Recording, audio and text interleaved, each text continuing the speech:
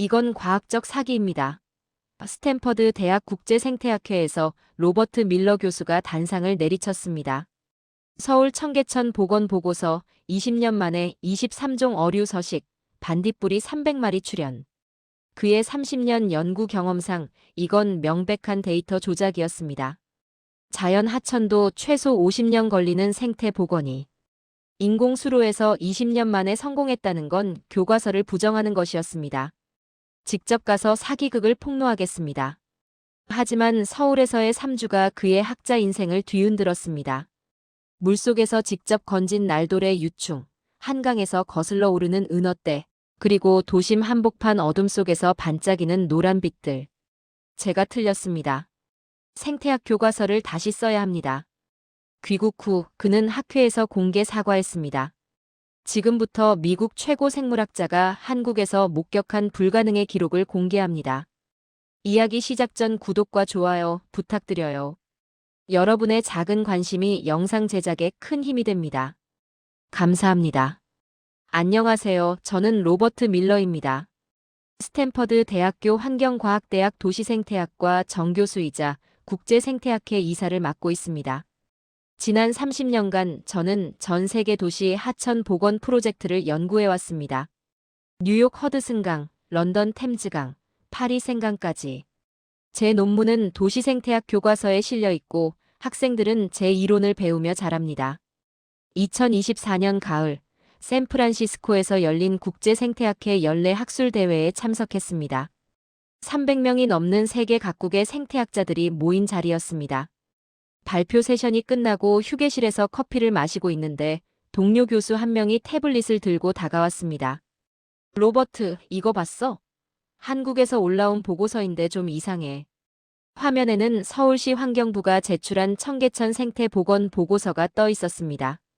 저는 첫 페이지를 넘기다가 손을 멈췄습니다.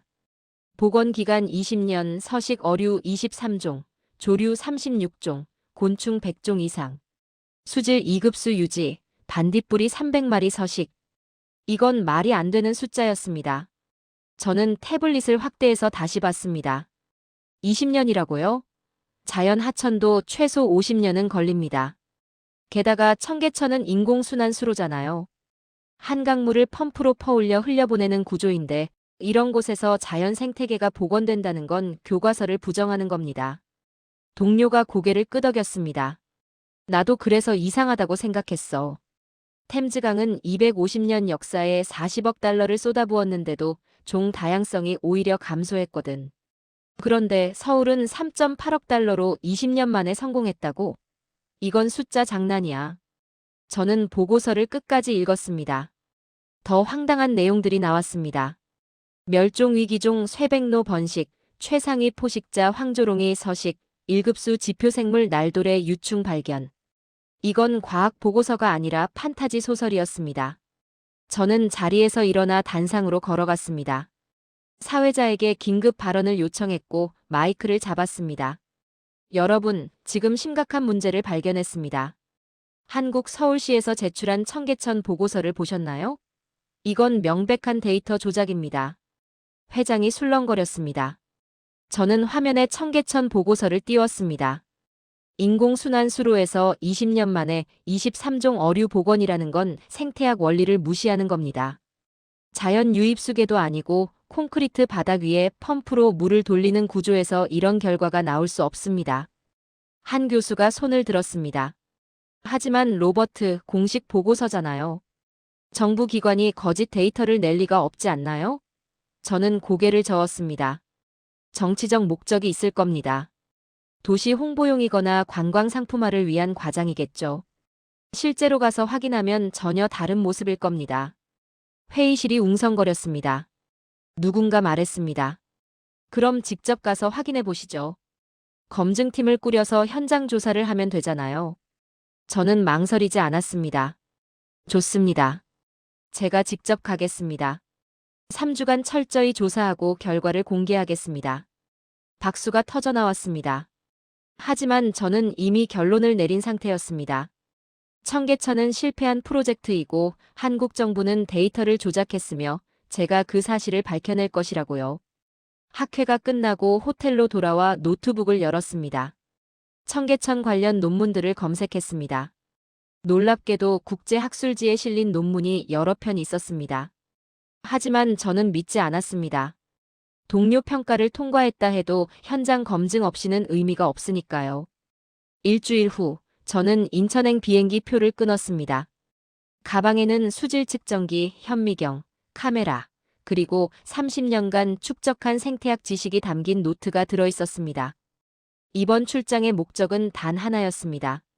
청계천의 거짓말을 폭로하는 것. 인천공항에 도착한 순간부터 예상과 달랐습니다. 입국 심사는 놀라울 정도로 빨랐고 공항 곳곳에 영어 안내판이 선명했습니다. 심지어 생물 다양성 보호구역 표지판까지 다국어로 표기되어 있었습니다. 공항 관리가 잘 되는 건 당연하다고 생각하며 넘어갔습니다. 서울 시내로 향하는 택시 안에서 저는 창밖을 주시했습니다. 한강이 보였습니다. 도심을 관통하는 강변에 녹지대가 연결되어 있었고 자전거를 타는 사람들이 보였습니다. 기사가 영어로 말했습니다. 한강공원이에요. 밤에도 안전해서 여자들도 혼자 조깅해요. 저는 고개만 끄덕였습니다. 관리된 공원이야 어디나 있으니까요. 호텔에 체크인하고 짐을 풀자마자 청계천으로 향했습니다. 시간을 낭비하고 싶지 않았습니다. 지하철을 타고 시청역에서 내렸습니다. 역사 안에 청계천 생태지도 안내판이 걸려 있었습니다. 23종 물고기 이름이 한글, 영어, 중국어, 일본어로 빼곡하게 적혀 있었습니다. 청계천 입구에 도착했을 때는 오후 5시였습니다. 퇴근 시간이라 사람들이 많았습니다. 놀라운 건 산책로가 깨끗하다는 것이었습니다. 쓰레기통이 많지 않은데도 바닥에 쓰레기가 보이지 않았습니다. 저는 난간에 다가가 물을 내려다봤습니다. 예상과 달리 물은 맑았습니다. 바닥이 보일 정도였습니다. 그리고 물고기들이 헤엄치고 있었습니다. 5cm 정도의 작은 물고기부터 30cm가 넘는 잉어까지. 적어도 대여섯 종은 눈에 보였습니다. 저는 가방에서 휴대용 수질 측정기를 꺼냈습니다. 물속에 측정기를 담그고 결과를 기다렸습니다.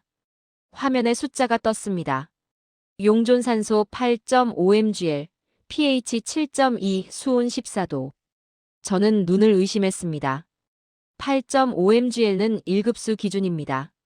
가장 깨끗한 물에서나 나오는 수치였습니다. 측정기 오류일 거라고 생각했습니다. 저는 다른 지점으로 이동해서 다시 측정했습니다. 결과는 비슷했습니다. 8.3mgl. 또 다른 곳에서 측정했습니다. 8.7mgl. 세 곳 모두 1급수 기준을 충족하고 있었습니다. 이해할 수 없었습니다.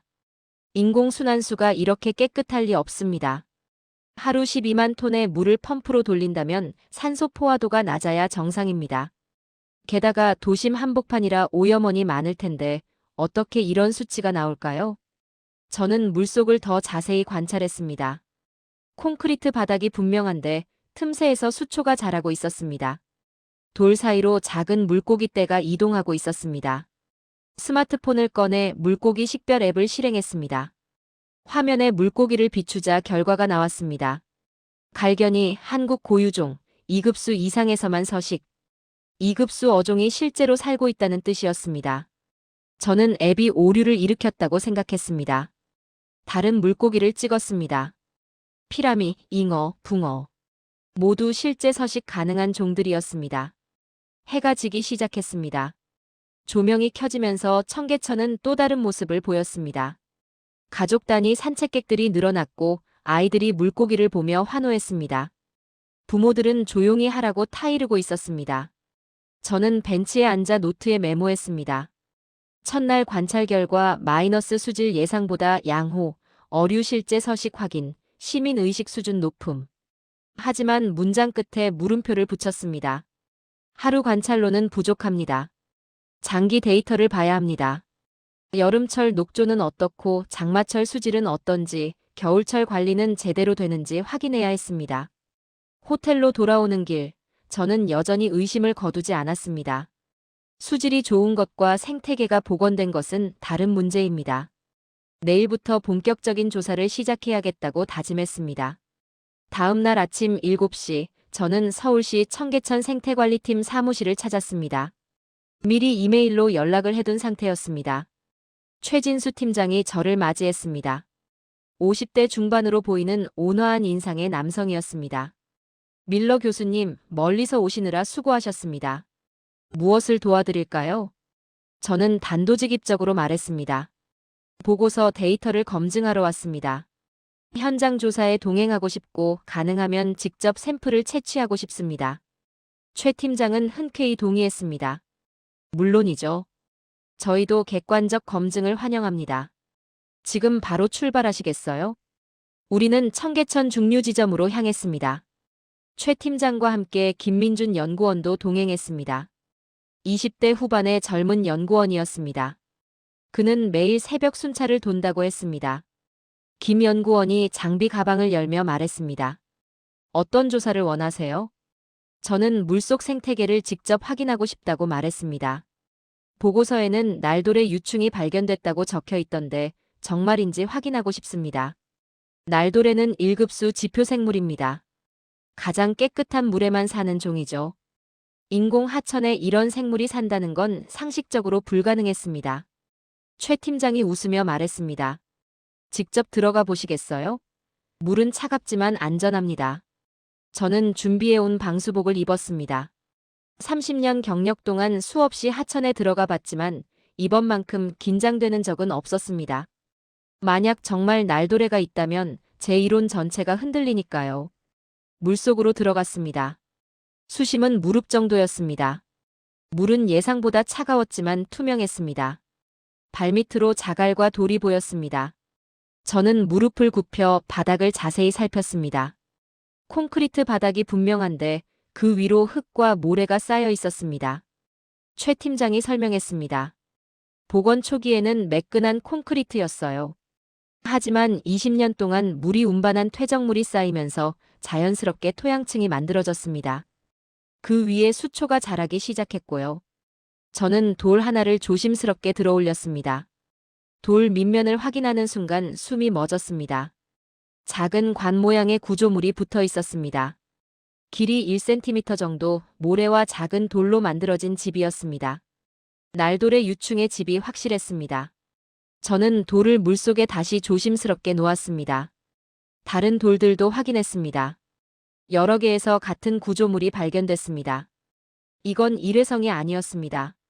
날도래가 이곳에 정착해서 번식하고 있다는 증거였습니다. 김 연구원이 다른 곳을 가리켰습니다. 저기 수초 사이를 보세요. 저는 시선을 돌렸습니다. 녹색 수초 사이로 작은 물고기 떼가 이동하고 있었습니다. 김 연구원이 뜰채로 조심스럽게 한 마리를 떠올렸습니다. 은빛 비늘이 햇살에 반짝였습니다. 은어예요. 김 연구원이 말했습니다. 회유어죠. 한강에서 청계천으로 거슬러 올라온 겁니다. 저는 은어를 자세히 관찰했습니다. 건강해 보였습니다. 회유어가 인공 하천을 선택했다는 건 이곳이 안전하고 먹이가 풍부하다는 뜻이었습니다. 수문이 열려 있어서 가능합니다. 최 팀장이 설명했습니다. 한강과 청계천 사이에 생태 통로를 만들었어요. 물고기들이 자유롭게 오갈 수 있죠. 위험하지 않나요? 외래종이 침입할 수도 있잖아요. 제 질문에 최 팀장이 답했습니다. 처음에는 논란이 많았어요. 하지만 10년 넘게 모니터링한 결과 생태계는 안정적으로 유지되고 있습니다. 저는 물속에서 30분 넘게 관찰했습니다. 수초, 다슬기, 작은 물고기들, 그리고 날돌의 유충. 모두 실제로 존재했습니다. 이건 조작이 아니었습니다. 진짜 생태계가 작동하고 있었습니다. 물 밖으로 나와 방수복을 벗으며 저는 인정할 수밖에 없었습니다. 적어도 저서생물 단계에서는 보고서가 맞습니다. 하지만 아직 확인할 게 더 있었습니다. 조류 생태계와 최상위 포식자의 존재 여부. 그것까지 확인해야 최종 결론을 내릴 수 있었습니다. 일주일이 지났습니다. 저는 매일 청계천에 나갔습니다. 다른 시간대에 다른 구간을. 데이터를 축적하고 있었지만 마음 한편으로는 혼란스러웠습니다. 지금까지 본 모든 것이 보고서와 일치했기 때문입니다. 조작의 흔적을 찾을 수 없었습니다. 토요일 오전, 저는 중류 구간 벤치에 앉아 노트를 정리하고 있었습니다. 그때 옆에 70대로 보이는 할머니가 앉으셨습니다.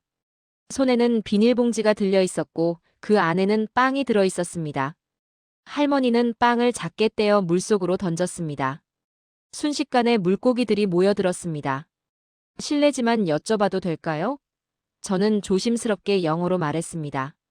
할머니는 놀란 표정으로 저를 보더니 천천히 영어로 답하셨습니다. 외국분이시네요.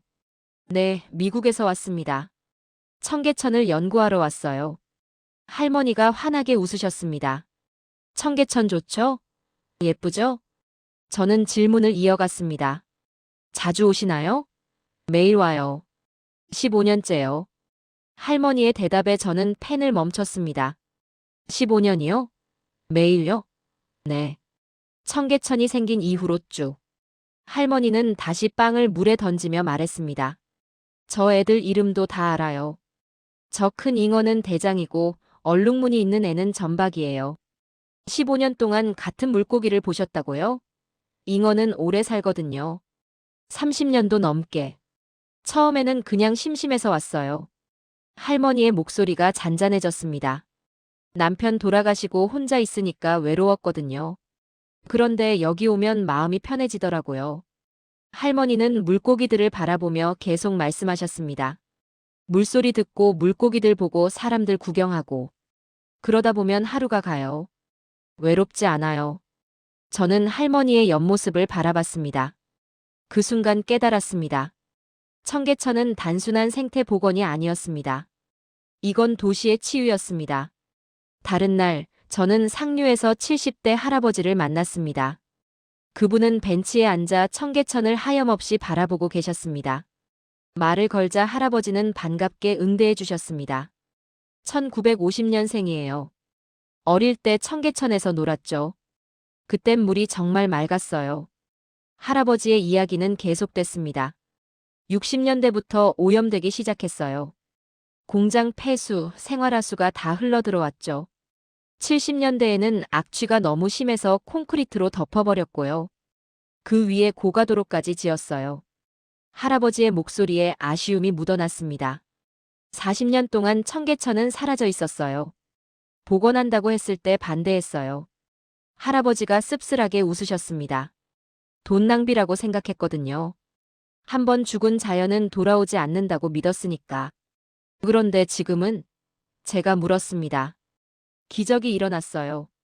할아버지는 가방에서 오래된 사진 한 장을 꺼내셨습니다. 흑백 사진 속에 어린 소년이 개울에서 놀고 있었습니다. 이게 1960년대 청계천이에요. 저예요. 그리고 스마트폰을 꺼내 최근 사진을 보여주셨습니다. 같은 장소였지만 깨끗하게 복원된 청계천이었습니다. 70년 만에 다시 만난 거예요. 손자들을 데리고 와요. 할아버지가 말씀하셨습니다. 할아버지 어렸을 때는 이랬단다 하면서 이야기해주죠. 손자들이 물고기 보면서 환호해요. 그럴 때마다 행복해요. 저는 할아버지와 한참을 이야기 나눴습니다. 그분의 이야기 속에는 70년의 시간이 담겨 있었습니다. 또 다른 날, 저는 새벽 순찰을 도는 김 연구원과 동행했습니다. 그에게 물었습니다. 매일 새벽에 나오는 게 힘들지 않나요? 김 연구원이 웃으며 답했습니다. 처음에는 힘들었어요. 하지만 지금은 아니에요. 매일 변화를 보거든요. 무슨 변화요? 작년에 없던 수초가 자라나고 새로운 물고기가 나타나고 새끼 새들이 부화하고. 김 연구원이 물을 가리켰습니다. 이 일을 5년째 하는데 아직도 새로운 발견이 있어요. 그게 신기하고 재미있어요. 그의 눈빛에는 진심이 담겨 있었습니다. 이건 단순한 직업이 아니었습니다. 소명이었습니다. 저는 깨달았습니다. 청계천을 살린 건 예산이나 기술이 아니었습니다. 15년간 매일 빵을 가져온 할머니, 70년을 기다린 할아버지, 매일 새벽 순찰 도는 연구원. 이 사람들의 마음이었습니다. 그날 밤 호텔에서 저는 보고서를 다시 펼쳤습니다. 23종의 물고기, 36종의 조류, 300마리의 반딧불이. 이 숫자들은 이제 다르게 보였습니다. 단순한 통계가 아니었습니다. 수천 명의 사람들이 20년간 쌓아 올린 사랑의 결과였습니다. 저는 노트에 적었습니다. 청계천 복원의 핵심은 시스템이 아니라 사람이다. 사랑하는 마음, 지키려는 의지, 매일의 작은 실천. 그것이 불가능을 가능하게 만들었다. 2주째 토요일 밤이었습니다. 최 팀장에게서 문자가 왔습니다. 교수님, 오늘 밤 특별한 걸 보여드리고 싶습니다. 9시에 청계천 상류에서 만나요. 저는 호기심이 생겼습니다. 밤 9시에 무엇을 보여준다는 걸까요? 약속 장소에 도착하자 최 팀장과 김 연구원이 기다리고 있었습니다. 최 팀장이 손전등을 건네며 말했습니다. 하지만 켜지는 마세요. 빛을 최소화해야 해요. 왜죠? 곧 보시게 될 겁니다. 우리는 조용히 산책로를 걸었습니다. 상류로 갈수록 사람이 줄어들었고 조명도 약해졌습니다. 이 구간은 생태보호구역이에요. 김 연구원이 속삭였습니다. 일부러 어둡게 유지하죠. 밤에 활동하는 생물들을 위해서요. 한적한 곳에 멈춰 섰습니다. 최 팀장이 말했습니다. 이제 기다리세요. 그리고 조용히. 저는 아무 말 없이 서 있었습니다. 어둠 속에서 물소리만 들렸습니다. 5분이 지났습니다. 눈이 어둠에 적응하면서 주변이 조금씩 보이기 시작했습니다. 10분쯤 지났을 때였습니다. 어둠 속에서 작은 빛이 반짝였습니다. 노란색 빛이었습니다. 깜빡이면서 사라졌다가 다시 나타났습니다. 저는 숨을 죽였습니다. 저건 설마. 또 하나의 빛이 나타났습니다. 그리고 또 하나. 점점 더 많은 빛들이 어둠 속에서 춤을 추기 시작했습니다. 반딧불이에요. 최 팀장의 목소리가 감격스러웠습니다. 청계천의 반딧불이. 저는 말을 잃었습니다. 반딧불이라고요? 도심 한복판에 2018년에 처음 발견됐어요. 김 연구원이 설명했습니다. 처음에는 믿지 못했죠. 반딧불이는 완전한 어둠과 깨끗한 물, 조용한 환경이 필요하거든요. 점점 더 많은 빛들이 나타났습니다. 물가 풀숲에서, 나무 사이에서, 산책로 옆에서 노란 빛들이 어둠 속을 떠다니고 있었습니다. 지금은 약 300마리가 서식해요. 최 팀장이 말했습니다. 작년보다 100마리 늘었어요. 저는 반딧불이를 바라보며 경악했습니다. 반딧불이는 환경지표 생물 중 가장 까다로운 종입니다. 수질 1급수는 기본이고 빛 공해가 없어야 하며 소음도 최소화되어야 합니다. 이 세 가지 조건이 모두 완벽해야만 서식할 수 있습니다. 어떻게 이게 가능하죠? 저는 최 팀장에게 물었습니다. 서울은 1,000만 명이 사는 도시인데 빛 공해가 심할 텐데요. 최 팀장이 주변을 가리켰습니다. 이 구간만 특별히 관리해요. 밤 9시 이후에는 가로등을 절반만 켜고 차량 통행도 제한합니다. 시민들이 불편해하지 않나요? 처음에는 그랬어요. 김 연구원이 답했습니다.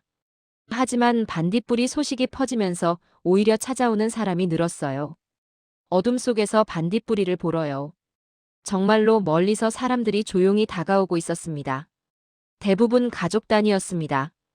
부모들이 아이들 손을 잡고 조용히 걷고 있었습니다. 한 아빠가 아이에게 속삭였습니다. 쉬, 조용히 해야 해. 반딧불이들이 놀랄 수 있어. 아이는 고개를 끄덕이며 입에 손을 댔습니다. 그리고 반딧불이를 바라보며 눈을 반짝였습니다. 소리 한마디 내지 않았습니다. 저는 그 모습을 보며 전율했습니다. 뉴욕에서라면 상상할 수 없는 광경이었습니다. 또 다른 가족이 지나갔습니다. 손전등을 들고 있었지만 켜지 않았습니다. 할머니가 손주에게 말했습니다. 불 켜면 안 돼. 반딧불이들 집인데 우리가 조심해야지. 손주가 고개를 끄덕이며 손전등을 가방에 넣었습니다. 저는 안내판 하나를 발견했습니다. 청계천 반딧불이 보호구역 밤 9시 이후 조명 최소화 소음 자제 쓰레기 무단 투기 금지. 여러분의 작은 배려가 반딧불이를 지킵니다. 그 아래 작은 글씨로 이렇게 적혀 있었습니다. 2018년 첫 발견, 현재 약 300마리 서식. 서울 시민 여러분 감사합니다. 시민들에게 감사한다는 문구. 저는 그 안내판을 한참 바라봤습니다. 이게 바로 청계천의 비밀이었습니다.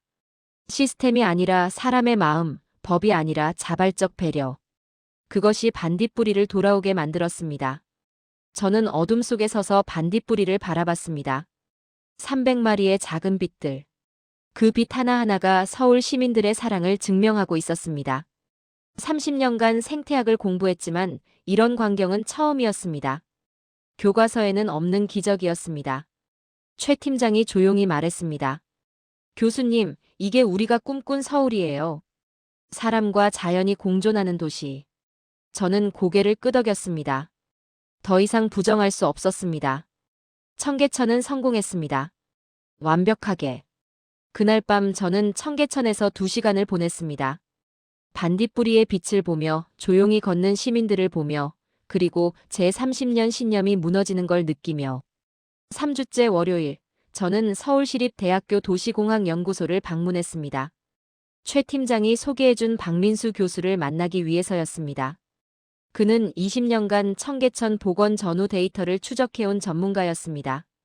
감정이 아닌 객관적 데이터로 최종 판단을 내려야 했습니다. 회의실 스크린에 첫 번째 그래프가 나타났습니다. 청계천 복원 전후 주변 지역 침수 피해 건수였습니다. 2003년 복원 이전 연평균 127건의 침수 신고가 접수됐습니다. 장마철이면 동대문과 광화문 일대가 무릎까지 물에 잠겼다고 했습니다. 하지만 복원 이후 그래프는 급격히 하락했습니다.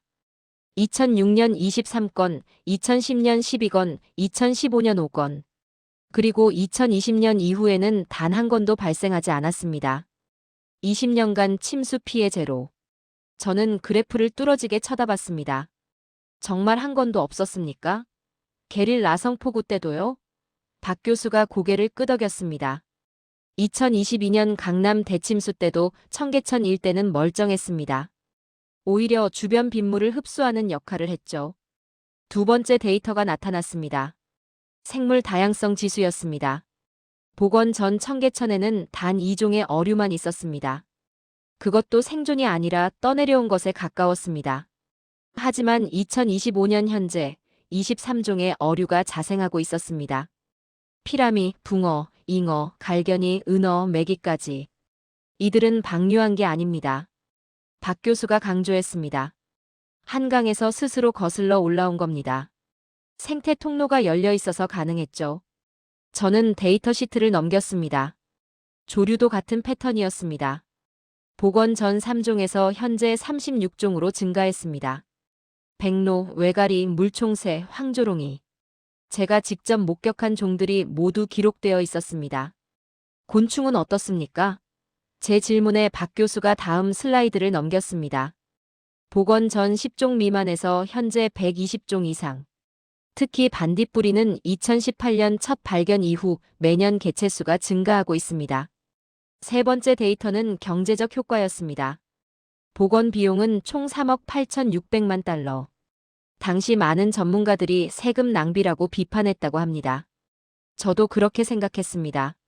하지만 복원 후 20년간 창출된 경제적 가치는 15조 원, 미화로 약 125억 달러였습니다. 투자 대비 32배의 효과입니다. 박 교수가 설명했습니다.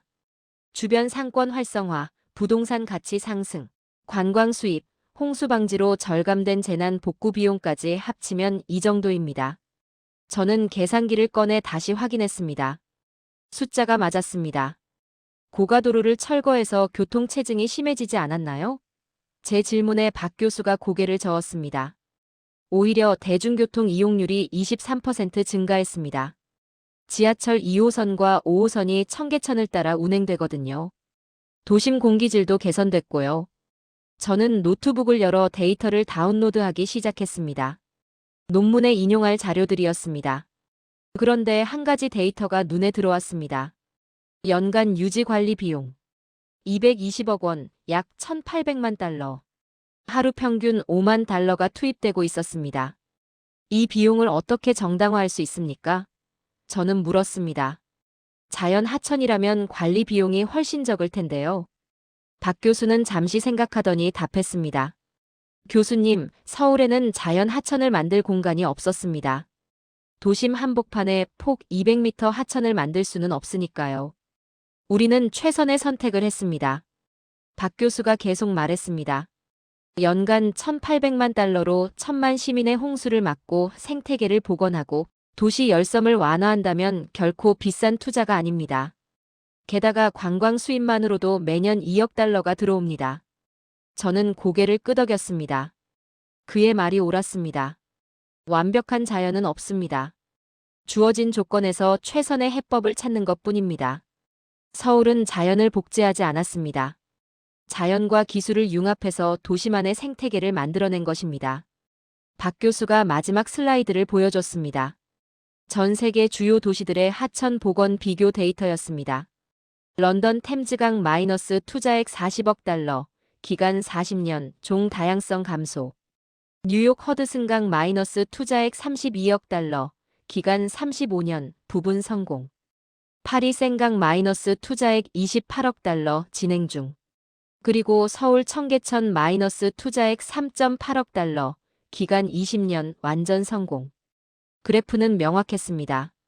청계천은 가장 적은 비용으로 가장 짧은 시간에 가장 큰 성과를 낸 프로젝트였습니다. 저는 노트를 꺼내 펜을 들었습니다. 그리고 첫 페이지에 적혀있던 데이터 조작 의심이라는 문구를 굵게 지워버렸습니다. 그 자리에 새로운 문장을 썼습니다. 청계천은 21세기 도시 생태 복원의 새로운 표준이다. 30년간 쌓아온 제 이론은 틀렸습니다. 하지만 학자로서 틀렸음을 인정하는 것, 그것이야말로 진정한 학문의 시작이었습니다.